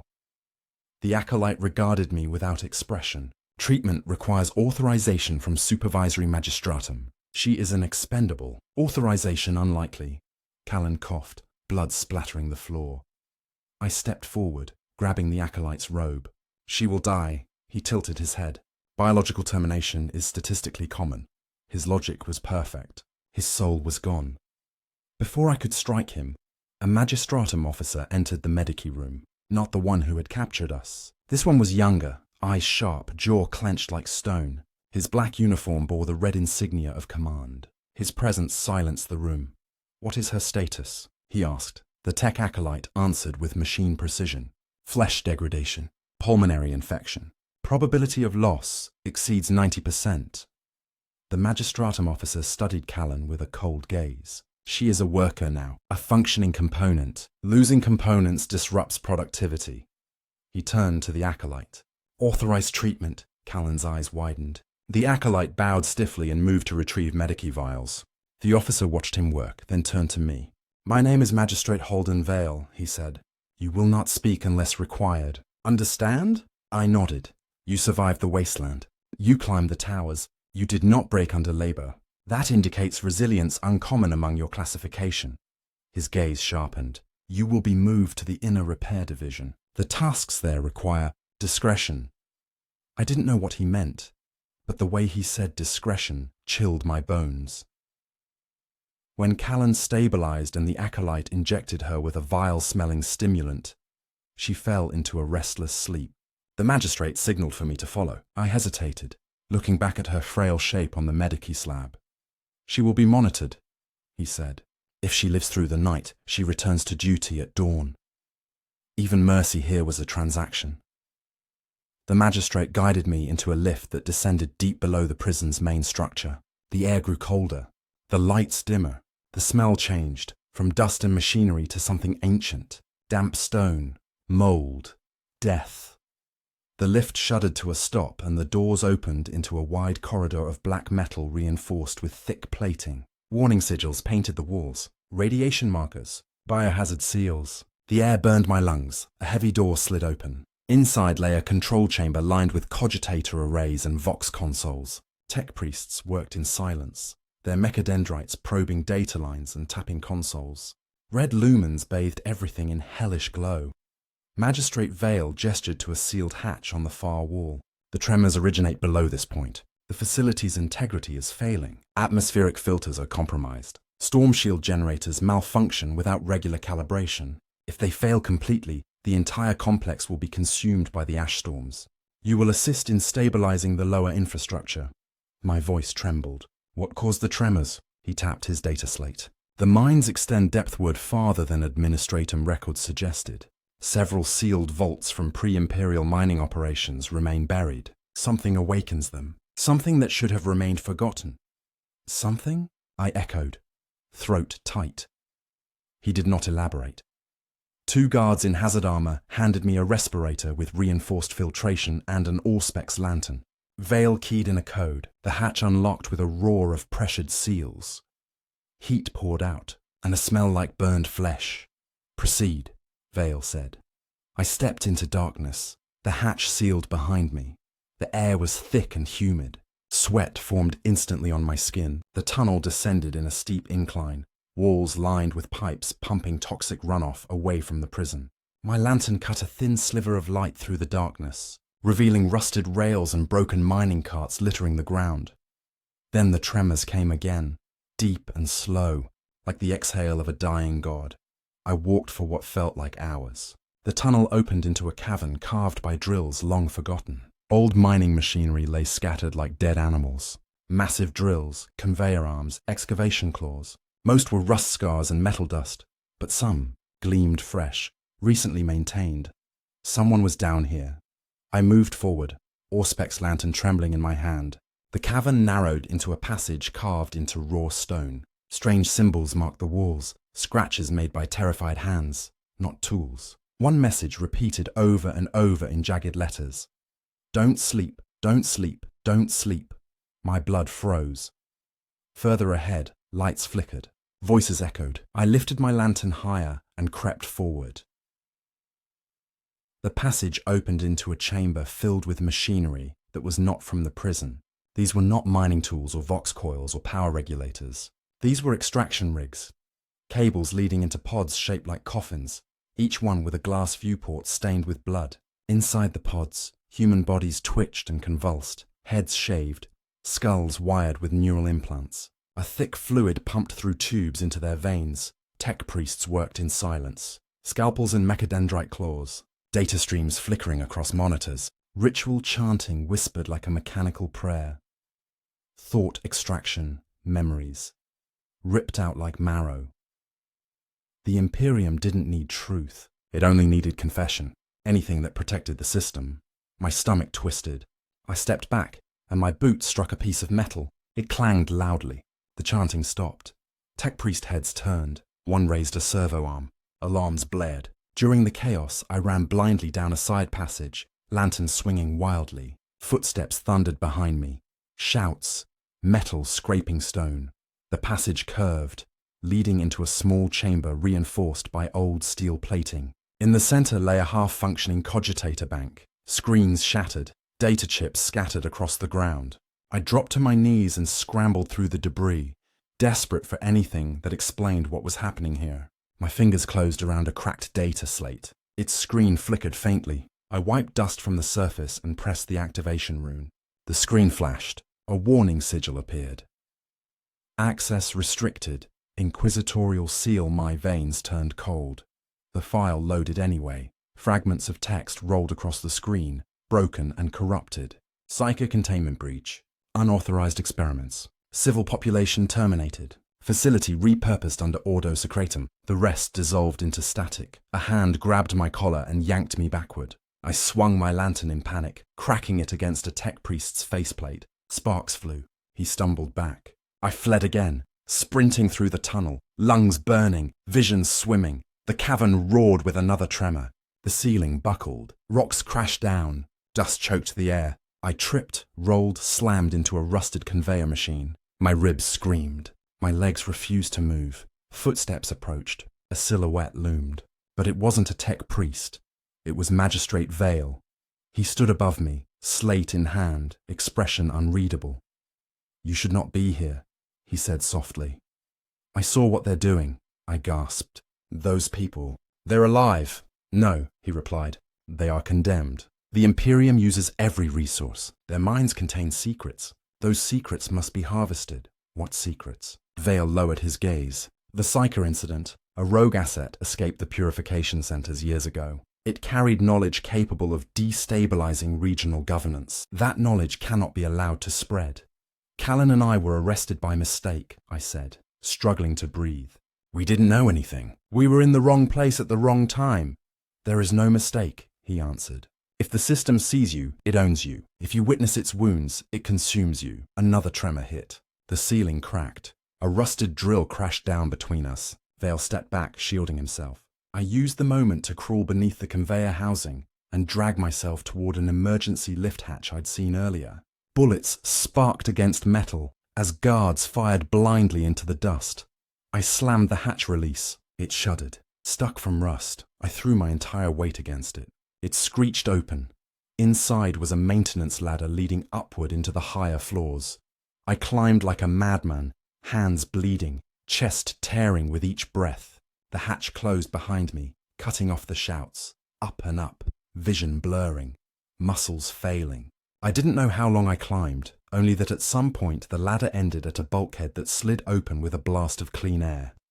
I collapsed onto a metal walkway inside the main generator chamber. Towering plasma reactors pulsed with violent blue light. Sparks shot from ruptured cables. Workers scrambled to repair the damage caused by the tremors. Overseers shouted orders. No one noticed me. No one cared. I staggered out, using shadows as cover, moving through corridors until I reached the worker commons. Callan sat against a wall, pale but awake. She looked up, confused, as I approached. "You're covered in blood," she whispered. "I saw what's under this place," I said, voice hollow. "They're harvesting prisoners, extracting their memories." Callan's eyes widened with horror. "We have to leave," she said. "Not escape. Leave the world in ruins if we have to. Burn the facility. Expose it. Something. Anything." A siren erupted overhead. Red emergency lights flashed. "Containment breach." A Vox voice boomed. "All personnel initiate lockdown protocol." Guards rushed into position. Tech priests sealed chamber doors. The ground trembled as shockwaves rippled through the structure. Callan grabbed my hand. "What happened down there?" "I think the vault broke open," I whispered. The prison shook violently. Walls cracked. Machinery collapsed. Screams echoed from below. A massive klaxon blared. Atmospheric shield destabilizing. Reactor output critical. Evacuation routes sealed. Callan's eyes burned with wildfire. "We can use this." "Use it how?" "Chaos, confusion, damage. We slip away between the cracks. They won't see us while they're dying." She wasn't wrong. We moved with the frightened workers, blending into a stampede of bodies rushing toward the upper yards. Guards shouted for order. Prisoners trampled each other. The world smelled of burning metal and fear. Somewhere far below, something screamed. The tremors struck one last time, the hardest yet. The lights exploded. The ground split. The prison fortress roared like a beast in agony. Callan looked at me, breath heaving. "You saw the truth," she said. "Now we make them see it too." And together, we ran. The first time I realized the prison was more than cages and labor pits was when the storm stopped obeying the sky. The ash usually fell in slow, lazy sheets, heavy as snow and just as silent. But that night the winds shifted suddenly, sweeping across Tartarus Prime in violent spirals, ripping banners from watchtowers and hurling scrap metal across the yard like thrown knives. The prison sirens wailed, and the storm shield emitters shuddered beneath the strain, their flickering energy fields barely holding the atmosphere back. Something moved beneath us, deep in the earth. The towers groaned as though the planet itself were trying to shake us loose. Callan and I had been repairing the emergency Vox relay near the western wall when the tremors hit hardest. The steel under our feet buckled, throwing sparks as the maintenance gantry twisted. I slipped and the harness cinched hard against my ribs. Callan clung to a rusted support bar, teeth clenched, coughing blood from the effort. The Overwatch tech priest below barked orders across a distorted Vox link while his servo arms lashed out to steady the failing structure. The machine beneath him did not fear death. We did. When the storm calmed enough for the overseers to call the shift back inside, we staggered across the yard like ghosts, half blind with ash and exhaustion. The guards ordered us to the worker hall, where flickering lumen strips painted our shadows across cracked stone. The prisoners slumped at the benches, faces hollow and grey. No one spoke. Breath came out as wheezes and choked coughs. Colin was worse than all of them. Infection darkened the wound along her ribs. Her eyes were fever bright, and she trembled as though her bones were turning to dust. She tried to hide it, but a guard noticed her swaying and grabbed her by the arm, dragging her toward a medici alcove. I followed, not because anyone allowed it, but because I refused to lose her in silence. The medici alcove smelled of antiseptic and rust, and a tech acolyte operated there with surgical calm. His eyes were entirely mechanical lenses that clicked with every focus shift, and his voice held less warmth than the steel tables. He examined Callan with cold precision, muttering data readouts to himself, then declared she was unlikely to last more than 2 cycles without intervention. The words were delivered without concern, as though describing a damaged pipe, not a dying human being. When I demanded he treat her, he simply shook his head and explained that expendable components were not prioritized unless a magistratum officer approved. She was not a woman to him. She was a statistic slowly failing. But something unexpected happened. A new figure entered. Magistrate Halden Vale, a man whose uniform was immaculate even in the storm's aftermath, his boots polished, his gloves clean. His presence bent the room around him. The tech acolyte straightened instantly. The guards watched with nervous attention. Halden Vale studied Callan for a long moment, and in that silence I felt something colder than hatred. He was measuring her like a task, a math problem with a biological temperature. After a long pause, he turned his gaze to the acolyte and simply said, "She is productive. Treat her." The command carried the weight of inevitability. The acolyte obeyed, pulling out vials of clear fluid that smelled of metal and rot, injecting them into Callan's veins. Her breathing steadied. Colour returned to her lips. She lived, not because she was valued, but because she was useful. When she was asleep and her fever cooled, Vale turned to me. His expression barely moved. He informed me that my survival rate under storm conditions was above average, and that I displayed mechanical aptitude and physical resilience. For that reason alone, he said, I would be transferred to the inner repair division. His words were not a reward. They were ownership. When he ordered me to follow, I had no choice but to obey. The lower facility was accessed through a lift carved into the rock, sealed by adamantium gates that hissed with depressurized air when they opened. As we descended, the smell changed from burning metal to wet stone and decay. The walls bled condensation. The lights flickered. It felt like descending into the lungs of a dead god. When the lift stopped, I followed Vale down a narrow corridor reinforced with thick plating, as though something below might claw its way upward. The air was too clean, too controlled, and that harsher sterility felt more threatening than filth. Whatever they hid here, they did not intend anyone to escape. He unlocked a series of gates that led into a control chamber lit by red lumens. Tech priests formed a silent choir of machinery, their whispered binaric chants echoing like mechanical hymns. Monitors showed readings from the deep tunnels, pressure warnings, seismic spikes, heat signatures. Something was shifting down there, something large and alive. Vale handed me a respirator and a lantern, then pointed toward a sealed hatch in the wall. The metal trembled gently, as though something massive pressed from the other side. "You will perform diagnostic inspection on the lower support structures," he said. "The tremors are destabilizing the vaults. Structural integrity is failing. If the lower reactors collapse, atmospheric containment will fail. The entire facility will be consumed." I swallowed hard. "What kind of reactors?" He stared at me. "The kind we do not speak of." The hatch split open, dragging metal bolts aside, and heat blasted out like furnace breath.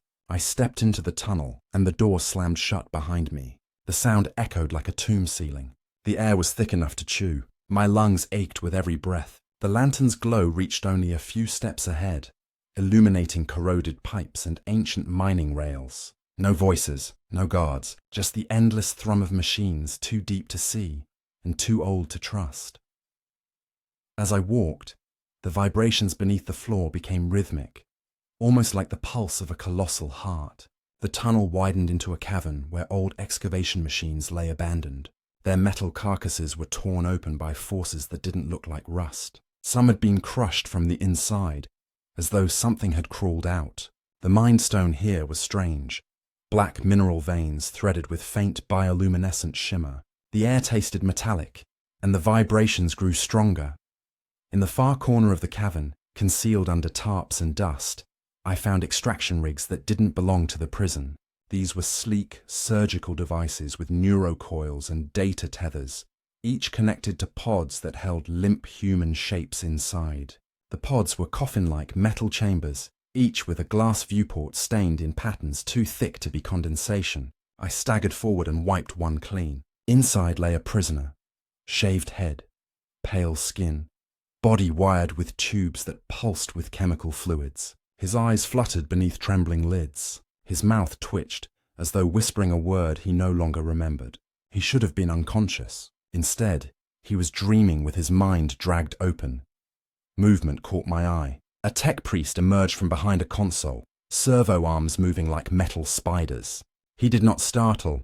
He did not shout. He simply observed me through a mask of chrome, then turned back to his work, as though prisoners wandering into forbidden vaults happened so often it no longer mattered. I backed away, but more figures appeared.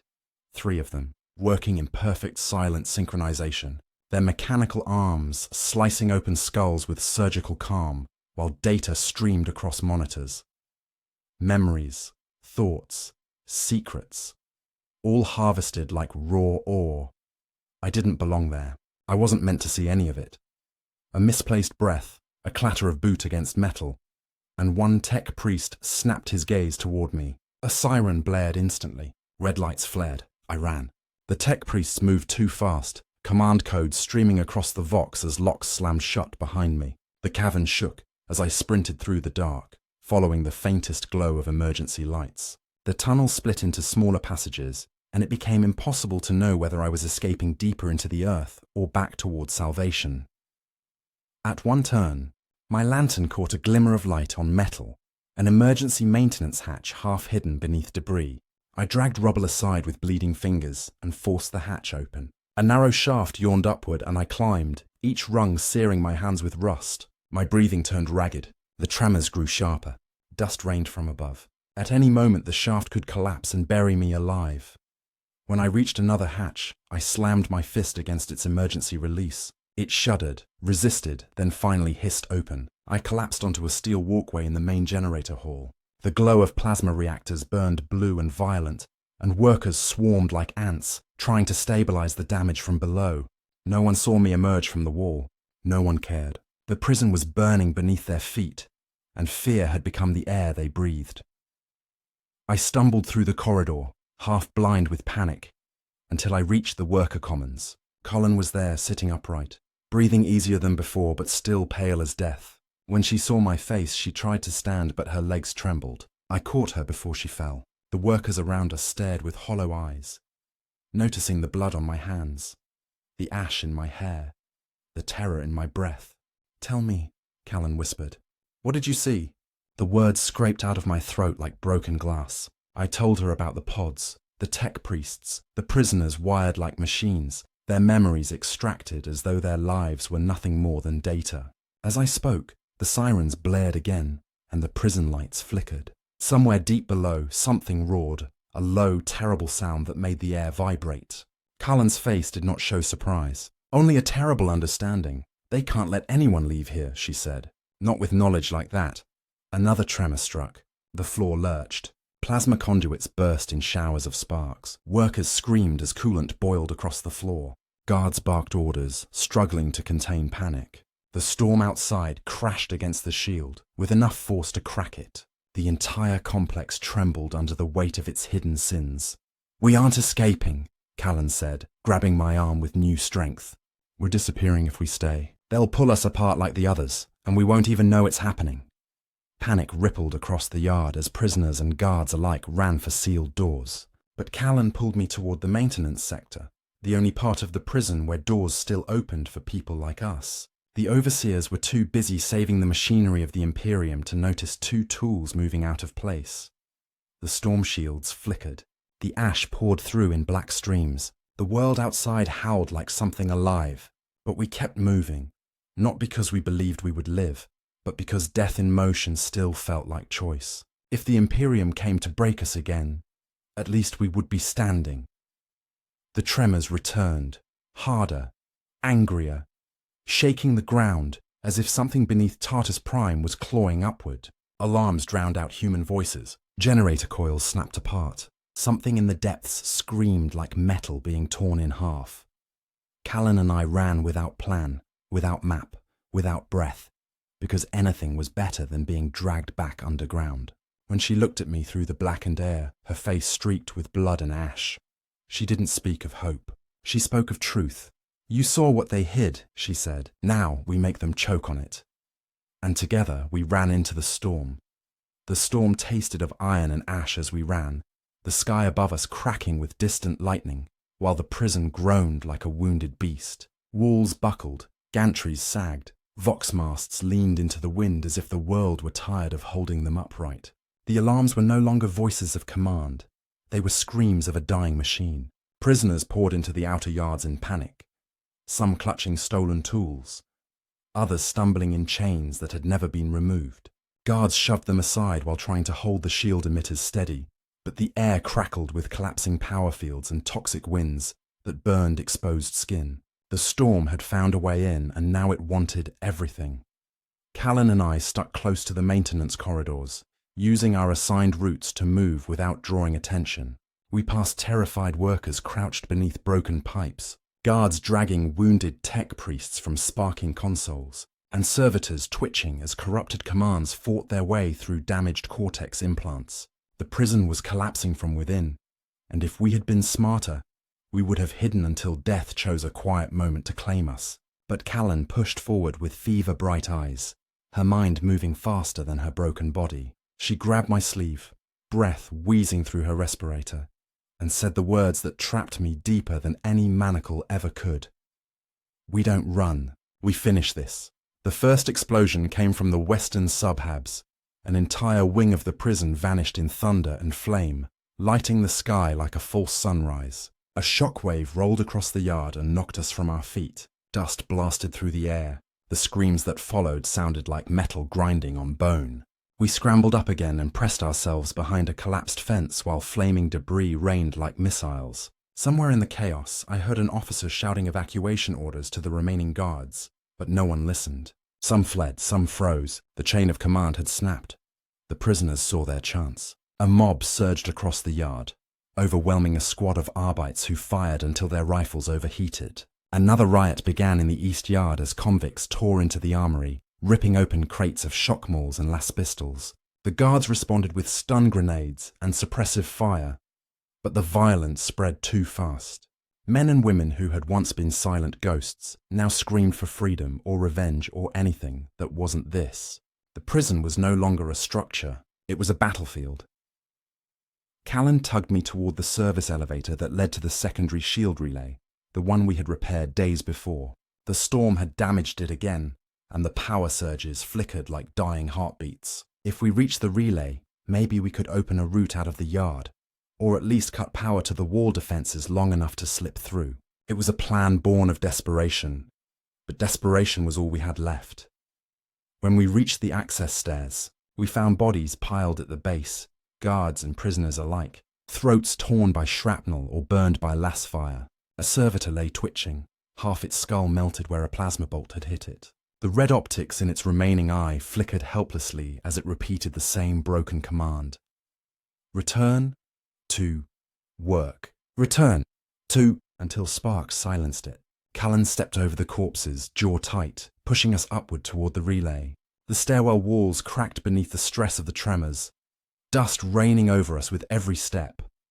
At the midpoint landing, a figure blocked our path, an Arbit's enforcer, armor cracked, visor shattered, blood running from under the helm. He raised his suppression rifle, but his aim trembled. He should have fired, but he hesitated when he saw we carried no weapons. For a moment, he looked less like a monster and more like a man caught in the same nightmare. His voice came out weak and ragged. "Stop, no more. Stand down. An explosion rumbled below and the stairwell shook. The Arbite staggered, lowering his rifle to steady himself. Callan saw the opening and rushed past him, but his gauntlet snapped out, catching her by the shoulder. She screamed as he forced her against the wall, the rifle barrel lifting again with grim duty.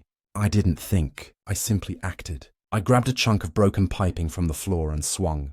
The metal slammed into the side of his helm, and he crashed against the wall. Another blow, then another, until the visor shattered and the helmet caved inward. I kept hitting him until Callan grabbed my wrist, her voice breaking as she whispered my name. The pipe slipped from my fingers. Blood dripped through the shattered mask. His body twitched once, then stilled. I stared at what was left of him. I had killed soldiers before in war zones, but those deaths were distant. Las burns at range, bodies falling through smoke. This was different. This was warm, wet, close. The Arbites had been doing his duty. I had become what the Imperium wanted me to be, violence without question. Colin pulled me up and forced me onward, her words trembling but resolute. It's him or us. That's the truth of this place. When we reached the shield relay, the control panel flickered with dying power. Sparks spat from exposed conduits. A tech priest lay slumped over the console, skull pierced by flying debris. Callan scanned the controls with frantic eyes, typing commands into the interface as klaxons blared overhead. I kept watch, scanning the courtyard below where the riot churned like a boiling sea of bodies. The shield field flickered again, revealing the violent storm beyond the perimeter wall. If it collapsed entirely, the ash would pour in and kill everyone left inside within minutes. The Imperium would lose its labor force and its secrets, but the prisoners would lose their one chance of slipping through the storm alive. Callan cursed beneath her breath. It's locked. Military cipher. I can't open the shield from here. Then a gun clicked behind us. We turned slowly to face the magistrate. Holden Vale, unburned and unshaken, his uniform perfect despite the chaos around him. He held a bolt pistol with the calm of a man ordering paperwork, not execution. The storm's lightning flashed across his face, carving him in cold light. I gave you purpose, he said. I turned you from waste into function, and you chose rebellion. Callan stepped in front of me. You're killing them down there, your own workers, your own guards. You don't care who dies. Vale's expression didn't change. This facility contains truths the Imperium buried at great cost. Nothing can leave it. Not people, not data, not breath. He raised the bolt pistol, but before he fired, the world changed. The shield collapsed. A wall of ash and toxic winds slammed into the prison, tearing banners loose, ripping steel plating from structures like flayed skin. Vale staggered back as the energy grid failed, sparks shooting from the relay in a chain of blinding detonations. The storm roared through the open yard, turning the sky into a black hurricane. Screams vanished beneath the wind. Vale fired anyway. The bolt shot tore past Callan's ribs, carving a burning hole in the steel behind her. She fell, gasping, blood pouring from her side. I caught her before she hit the floor, the warmth leaving her skin too fast. Vale advanced, pistol aimed at her skull, but the ash storm swallowed the walkway, howling with fury. Visibility vanished. The wind ripped us apart. I clung to Callan as the world dissolved into darkness and pain. When the storm cleared enough to see, Vale was gone. Callan's breath came in ragged shivers. She tried to stand, but her legs buckled. Blood soaked her coveralls, dripping between the grated floor. Her face was pale, lips blue, but her eyes, they still held a flame the Imperium couldn't extinguish. We're not dead, she whispered, as if reminding herself. As long as we move, we're not dead. The storm outside had ripped apart one of the perimeter walls. Through the broken steel, the wasteland stretched wide and open, poisoned and cruel, but no longer sealed. The prisoners below saw it too. Those still alive began pouring toward the breach, stumbling into the ashen wind, some collapsing instantly, others pushing onward through blood and grit. Freedom had no mercy left in it. It didn't need to. Callan leaned on me, every step agony.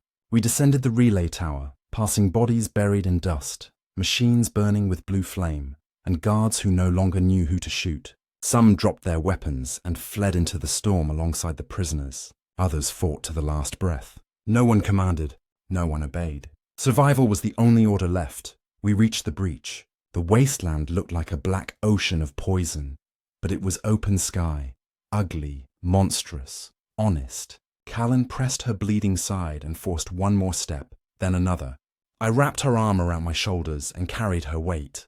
The ground shook beneath us, but we kept moving. Far behind, the prison began to collapse, walls folding inward as explosions tore apart the sublevels. A column of smoke and ash shot upward like the death throes of a titan. The secrets of Tartar's Prime burned with it. But the Imperium never wastes a resource. A thunder of engines cut through the storm. On the ridge ahead, armoured shapes appeared. Chimeras and Lehman rust tanks painted in drab green, bearing the markings of the Astra Militarum.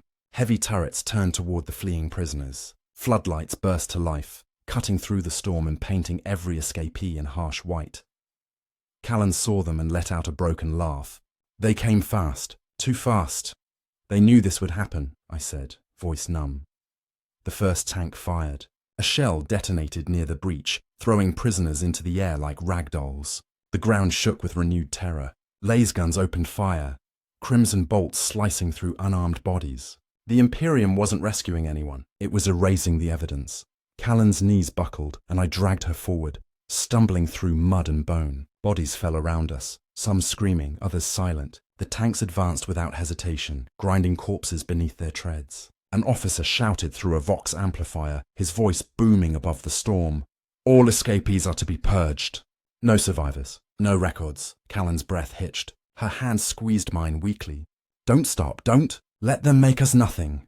We broke from the main cluster of prisoners, diving behind a collapsed rock formation as shells tore the ground apart. The dust grew so thick it choked sight and breath.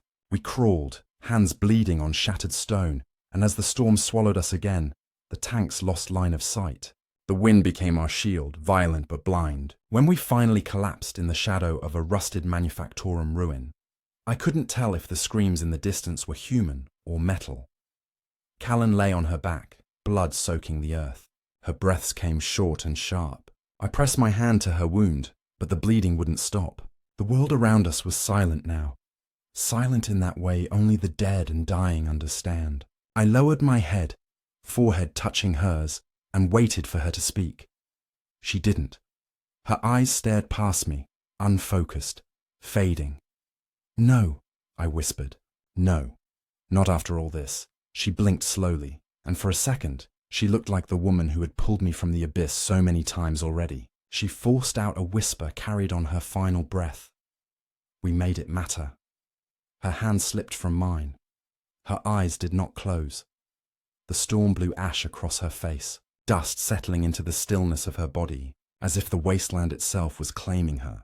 I sat in the dirt, numb, empty, staring into a sky that never held stars. The Imperium hadn't taken her life in a cell or in a labor pit. It took her while she fought to live. That was all she ever wanted, to be alive, not just exist. Somewhere across the ruins, tanks continued their purge. Lasfire cracked like a funeral drum, but the storm hid me well now, just as it had hidden every secret before. The Imperium would assume I was dead, one more body lost to ash and poison. And sometimes, being forgotten is the only freedom left. The wasteland stretched ahead, endless and merciless, but it was open. The prison was gone, its walls buried, its secrets burning beneath the rubble. I pulled myself onto my feet, knees shaking, ribs burning with every breath. The storm cut my face, tore my lungs, scraped my soul raw. But I walked anyway, step by step, leaving the ruins of Tartar's Prime behind. Because Callan was right. If I died here, I died a prisoner. If I lived, even one day longer, then I was something the Imperium feared most. A witness who refused to disappear. The wasteland did not care that I lived. Its wind scoured flesh from bone, carrying ash that tasted of rust and old blood. For days I moved without direction, chasing the faint illusion of horizon through a haze of choking dust. The sun was nothing more than a pale smear behind swirling clouds, and the ground cracked beneath my boots like dead skin. Every breath cut my lungs. Every heartbeat felt like borrowed time. But I kept walking, because walking meant I still existed, and existence was defiance. On the second night, I found shelter in the ribcage of a collapsed manufactorum tower, its rusted bones jutting from the earth like some murdered giant. I crawled beneath its broken metal ribs and curled into the dust, trembling with cold that felt stitched into my marrow. Sleep never came. Whenever I closed my eyes, I saw Callan's face, frozen in that final moment. The storm continued outside, blowing through holes in the metal, humming like a mechanical hymn of mourning. The ashes whispered across the ruined floor, carrying secrets from a world that wanted to erase everything I remembered. By the fourth day, my body was failing. Hunger had dug deep trenches beneath my ribs. My lips were cracked and bleeding. My vision shifted and warped, painting ghosts across the wasteland. I saw traces of the prison rising from the dust, walls growing from broken ground, and Callan standing in the yard, beckoning me back. But whenever I reached for her, she dissolved into ash. Sometimes I heard the screams of prisoners echoing across the plains, though I knew no living voice could travel that far. The wasteland was eating my sanity piece by piece. On the sixth morning, I collapsed. My knees hit the stone, and my body refused to rise. The world swam in and out of focus. My head hit the ground. The ash tasted bitter. I remember thinking that maybe it was better this way. The Imperium would never know I survived. No tank tread would grind my bones. No data slate would record my name. I would simply fade into dust like every other forgotten soul. The thought felt numb rather than tragic. Then I heard engines. The sound rumbled through the earth before it touched the air, a low growl like some metal predator prowling the wasteland. For a moment I thought it was another illusion, but the sound grew louder, nearer, until the grit rattled beneath my cheek. I forced my eyes open. Through the swirling dust, lights cut the storm. Harsh, cold, artificial. Not Astra Militarum. Not tanks. Something smaller, faster. A convoy. I tried to move, but my body betrayed me. The ash swallowed my voice when I tried to call out. Footsteps crunched nearby. Many footsteps, measured, confident, unafraid of the storm. Shadows appeared above me. Not guards. Not prisoners. Their shapes were clean, their movements precise, their armor marked not with rank badges, but with blank utility. They wore sealed rebreathers, filtered eyes, and long dust cloaks that snapped like torn banners in the wind. Scavengers. Wastelanders. Survivors. A woman knelt beside me, her cloak brushing my cheek. I saw her eyes through a cracked visor, faintly illuminated by amber runes. She studied me with the calm of someone who had seen death more often than sleep. Without speaking, she lifted a vial to my lips. The liquid burned like fire as it ran down my throat. Chemical, medicinal, harsh enough to feel like poison, but clean enough to promise life. Her voice emerged through the vox grill of her mask, muted but unmistakably human. "You're not dead." Not yet. Hands lifted me onto a grav sled. I felt cables latch and hum. The world blurred as the convoy moved, engines cutting through the storm like knives. I drifted between consciousness and sleep, catching fragments of voices. "He's from Tartarus Prime. Look at the brand. Another experiment. Another witness. Doesn't matter if he can speak. He's valuable." When I woke again, the storm was gone. The air was still and stale, thick with the smell of oil and burnt metal. The wastelanders had taken me beneath the bones of an ancient ship hull, long ago broken and half buried in the earth. Its rusted bulk bent like the spine of a titan slain in some forgotten war. Inside, the survivors had built a refuge, metal plates welded into shelter, lumen strips scavenged from wreckage, and barrels of purified water guarded like treasure. It was not sanctuary. It was stubborn resistance against a galaxy that despised every breath they took. The woman who saved me removed her mask. Her hair was cut to the scalp, her skin scarred by radiation burns, but her eyes were bright, sharp, alive. She introduced herself as Lyra. No rank, no title. Names meant nothing out here except proof that someone cared enough to give one. "You survived Tartarus Prime," she said. "No one survives that place. Not unless they were supposed to." There was accusation in her tone, and curiosity, and something like hope. I told her the truth. I told her about the prison, the experiments, the executions, the storm, the uprising, the tanks, and Callan's death. The words felt fragile, like pieces of bone that might shatter if handled too roughly. When I finished, the survivors stared in silence. Some were horrified, others numb. Lyra just nodded, as if confirming a suspicion she had carried for years. "They'll come for what's left," she said. "The Imperium never leaves its sins unattended." In her refuge, I saw people the Imperium had erased. Former guardsmen with their regiment markings burned off. Miners with lungs ruined by radiation. tech adepts who fled after witnessing forbidden orders.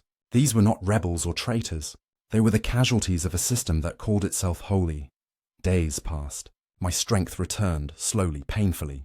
The wastelanders shared food with me, nutrient paste flavored with metallic aftertaste but edible. I helped repair broken pumps, patch hull plates, and salvage scrap from the night-black dunes. I could have left. I could have walked away into the endless ash and vanished like every other ghost. But every time I saw the brand on my wrist, the jagged sigil of Tartus Prime, the rage inside my chest clawed deeper. One night, sitting beside a dying heat lamp, Lyra asked the question I had been avoiding. What are you going to do now that you're alive? For a long time, I had no answer. Survival had been the only thought in my mind for so long that I had forgotten how to think beyond it. But when I closed my eyes, I saw Callan's blood-streaked face, her last breath warming my cheek, her voice saying we made it matter. She hadn't died for me to crawl into a hole and disappear. I'm going back, I said. Lyra stared at me, as if I had whispered madness into the air. You won't reach a settlement. The Imperium doesn't forgive escapes. I'm not going to a settlement, I answered. I'm going back to the Imperium. And in that moment, I understood what the Imperium feared most. Not the rioters, not the heretics, not the rebels. Witnesses, people who remembered, people who spoke, people who refused to vanish quietly. The prison was ashes now, but the truth was not. The next morning, I took a data slate the scavengers had offered, their only link to the wider sector. On it, I recorded everything I had seen, the deaths, the experiments, the executions, Colin's name, my name, the name of Tartus Prime. I sealed the file behind a passcode only I knew and uploaded it into the scavenger's Vox beacon. A signal began to pulse into the void, weak, fragile, easily ignored, but alive. Maybe someone would hear it. A rogue trader, a dissident cleric, a soldier with enough conscience left to feel shame. Or maybe the Imperium would intercept it and erase it like every other inconvenient truth. But the message was no longer trapped in my skull. It was real. It was out there, and that alone was victory. When I left the refuge, Lyra walked with me to the edge of the dunes. She handed me a battered cloak to shield me from the dust. There was no farewell, no blessing. Just a simple nod between two people the Imperium had tried to erase. The wasteland stretched ahead, endless as before, but I was not the same man crawling through the dirt, begging death to come. I walked with purpose, with memory, with a story the Imperium had failed to bury. Somewhere beyond those dunes, a settlement sat beneath a tangle of shipwreck spires, trading secrets and scrap with rogue vessels brave or foolish enough to land. If I reached it, I could board a transport. If I boarded a transport, I could vanish into the stars. If I vanished into the stars, I could carry the truth across the void. The Imperium would call me traitor, fugitive, heretic, but I was none of those things. I was a survivor. I was a witness, and in a galaxy where prisons are built on bones and silence, a witness is more dangerous than any weapon. The ash winds swallowed my footprints as soon as they formed, erasing my path behind me. But the future was still unwritten, and for the first time in too long it belonged to me. I did not know whether I would die tomorrow, or in a century, or beneath the heel of another tyrant. But I knew this: Tartus Prime was gone, yet I remained.